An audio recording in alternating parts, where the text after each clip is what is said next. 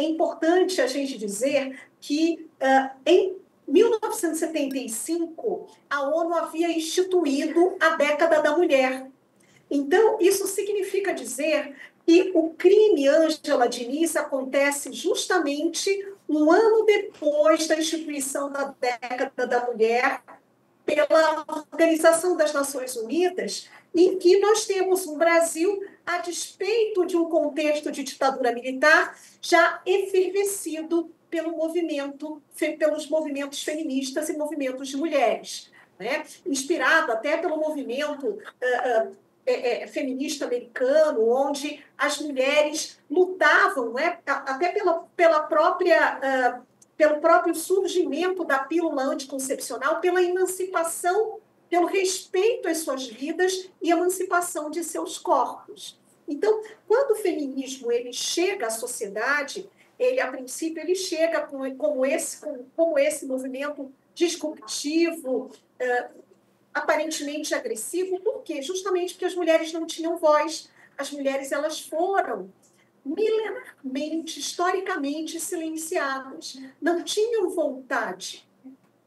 Elas não podiam decidir quantos filhos podiam ter. Elas não podiam, como assim decidiu Ângela, romper os seus relacionamentos, e se assim rompessem os seus casamentos pelo desquite, estavam destinadas a perder a guarda de seus filhos, porque ser filho de uma mãe desquitada era equivalente a ser filho de uma mãe prostituta.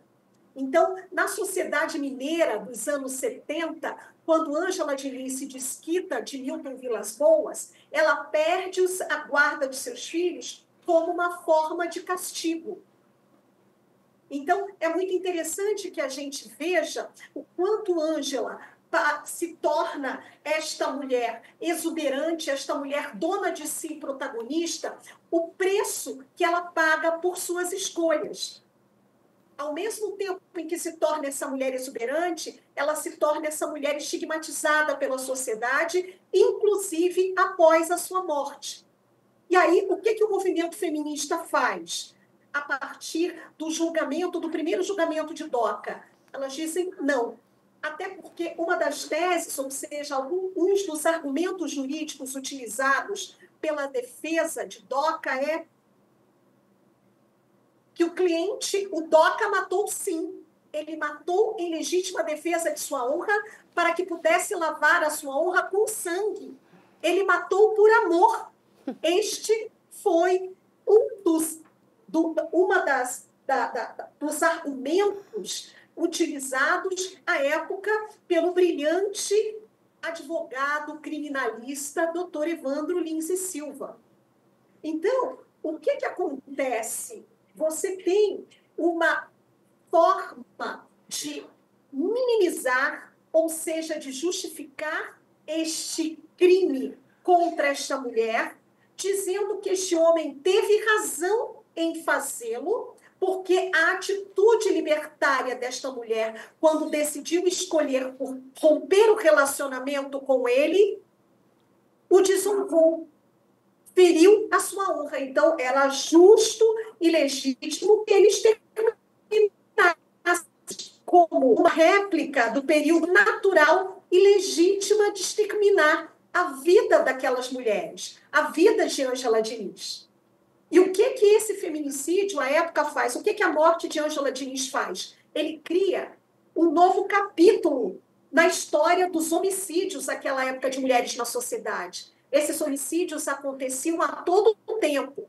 E Ângela Diniz se torna essa morte tão emblemática porque era uma mulher, como eu já disse aqui, uma mulher branca da alta sociedade e que era uma mulher que vivia nas páginas das colunas sociais. Ela era uma socialite.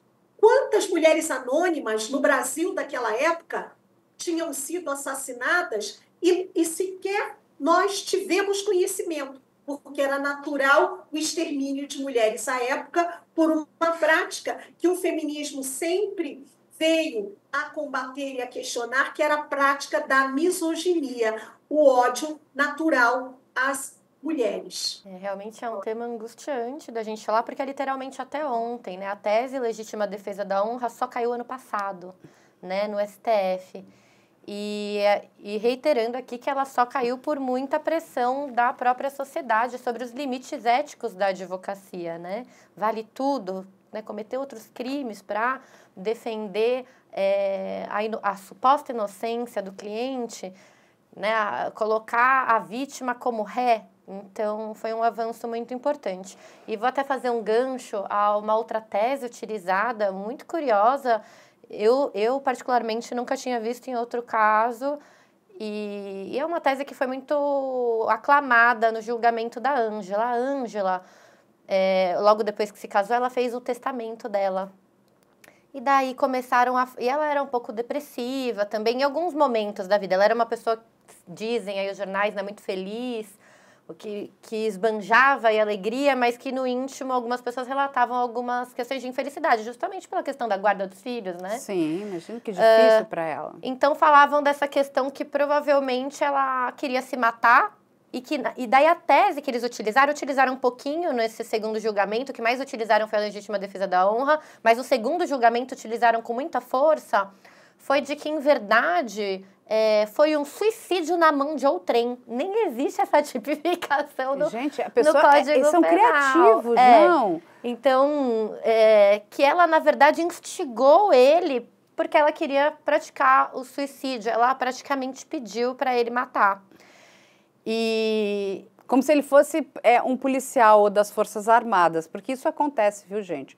Muitas pessoas que cometem atos bizarros, eles vão sabe, vão enfrentar, às vezes, a autoridade policial, e aí, quando isso acontece, o policial está armado e vai tirar a vida daquela pessoa. Mas ele é um policial. O marido, ele era o quê? Um empresário, né? Isso, parece que era um empresário. E é importante colocar também, até para desmistificar isso. Infelizmente, não havia sido o primeiro caso de violência doméstica que a Ângela passara. Digo primeiro caso, não com Doca Street, que a gente já falou aqui que ele agredia, mas um outro namorado anterior ao Doca, ela também tinha sido vítima de violência. E daí a população da época e a de hoje vai julgar da mesma forma. Vai falar, então ela mereceu, 2 pessoas batendo nela, mereceu. E, então, acho que vale a pena a gente voltar a falar sobre o ciclo da violência, da mulher ficar presa nisso, ter dificuldade de sair disso. E daí, por que ela não era recatada do lar? Porque ela se colocava nessa questão de enfrentamento, de não aceitar a violência, ela merecia apanhar.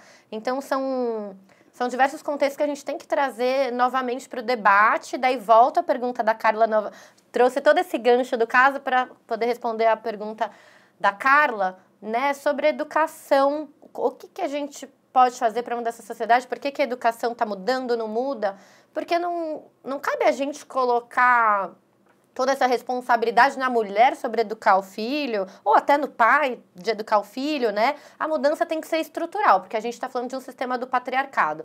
Quando a gente fala em feminismo, né, acredito que a maioria dos telespectadores sabem, mas talvez seja interessante explicar para quem não sabe, porque existem algumas falácias na internet. Feminismo nada mais é do que a defesa pelos direitos iguais, então que a mulher não seja oprimida.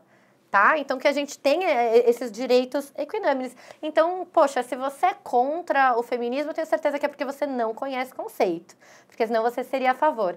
Então, quando a gente fala sobre a mudança que a gente espera na sociedade, a gente tem que falar de uma mudança estrutural, que no meu entendimento é só com a criação de leis. Então, a gente precisa urgentemente de educação de gênero nas escolas. A gente precisa falar sobre direitos humanos na escola, né? Não basta uma educação dentro de casa. Tem que ser estrutural, tem que vir das escolas. Acho que quando a coisa for dessa forma, talvez a gente possa sonhar um dia com uma sociedade menos punitiva, né? Talvez esses índices todos baixem. É importante trazer também que, infelizmente, nesse primeiro trimestre, São Paulo, capital, foi recordista em feminicídio. Então, esses índices cresceram novamente nesse primeiro trimestre, agora de 2024. Então, é um tema antigo, mas parece que a nossa sociedade não mudou muito, né, Carla? Não. O que é desesperador.